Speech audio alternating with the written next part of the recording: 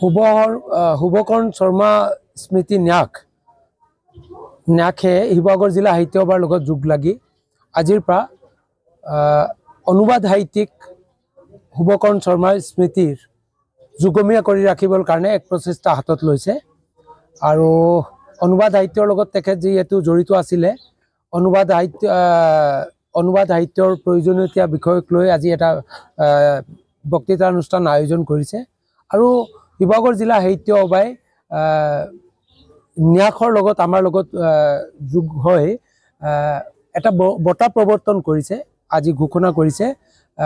অনুবাদ সাহিত্যৰ স্মৃতিত শুভকৰণ শৰ্মা স্মৃতিত অনুবাদ সাহিত্য বঁটা বুলি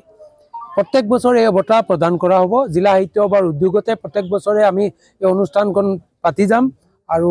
প্ৰত্যেক বছৰে অনুবাদ সাহিত্যৰ লগত জড়িত বিশিষ্ট সাহিত্যিকক নিৰ্বাচিত কৰি এটা নিৰ্বাচক মণ্ডল জিলা সাহিত্য সভাই আৰু ন্যাসে লগ লাগি এটা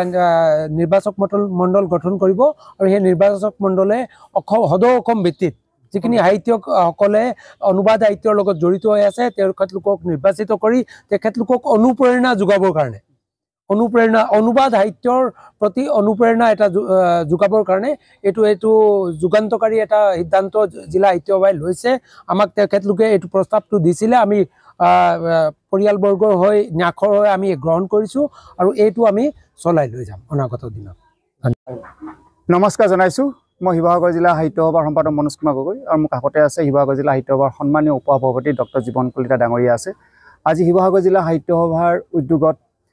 বিশিষ্ট অনুবাদক বিশিষ্ট লেখক শুভকৰণ শৰ্মাৰ স্মৃতিত আমি বক্তৃতা প্ৰদান অনুষ্ঠান আয়োজন কৰিছোঁ এতিয়া এই মুহূৰ্তত চলি আছে শিৱসাগৰ জিলা সাহিত্য সভাৰ নগৰৰ কাৰ্যালয়ত বক্তৃতা প্ৰদানৰ মূল বক্তা হিচাপে অংশগ্ৰহণ কৰিছে শিৱসাগৰ বিশ্ববিদ্যালয়ৰ অৱসৰী অধ্যাপিকা ডক্টৰ মাইচু গোস্বামী বাইদেৱে এই অনুষ্ঠানত সভাপতিত্ব কৰিছে শিৱসাগৰ জিলা সাহিত্য সভাৰ সভাপতি সন্মানীয়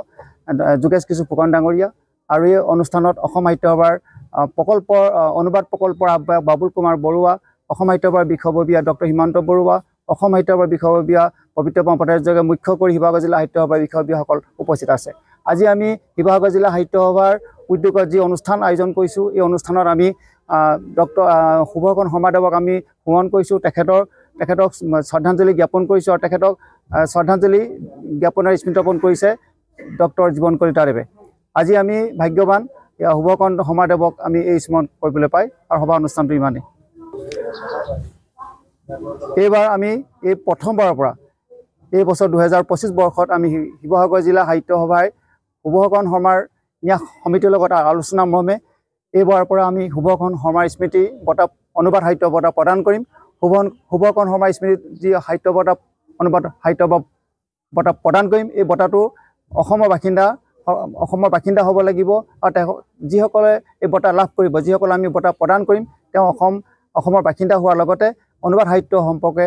তেখেতে জড়িত থাকিব লাগিব আৰু তেখেতক এক নিৰ্দিষ্ট সময়ত আমি তেখেতক অনুবাদ সাহিত্য বঁটা প্ৰদান কৰিম আজি এই বঁটাৰ লগত থাকিব নগদ 5,000 টকা থাকিব আৰু যি আমাৰ সন্মানিত কৰিম চেলেং চাৰ্টৰ পৰা আদি কৰি গ্ৰন্থ টোপোলাৰ পৰা আদি কৰি আমি প্ৰতি বছৰে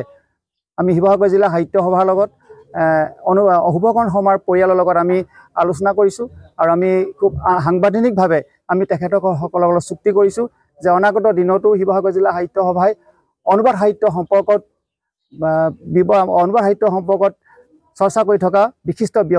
বিশিষ্ট লেখকক অসমৰ বাসিন্দা সেইজন ব্যক্তিক আমি প্ৰতি বছৰে আমি বঁটা প্ৰদান কৰিম আজি শিৱসাগৰ জিলা সাহিত্য সভাৰ যি বক্তৃতা অনুষ্ঠানত এই বঁটা আমি যে প্ৰদান কৰিম সেই সম্পৰ্কে আমি ঘোষণা আমি কৰিম আনুষ্ঠানিকভাৱে আৰু পৰৱৰ্তী সময়ত আমি পৰ্যায়ক্ৰমে আমি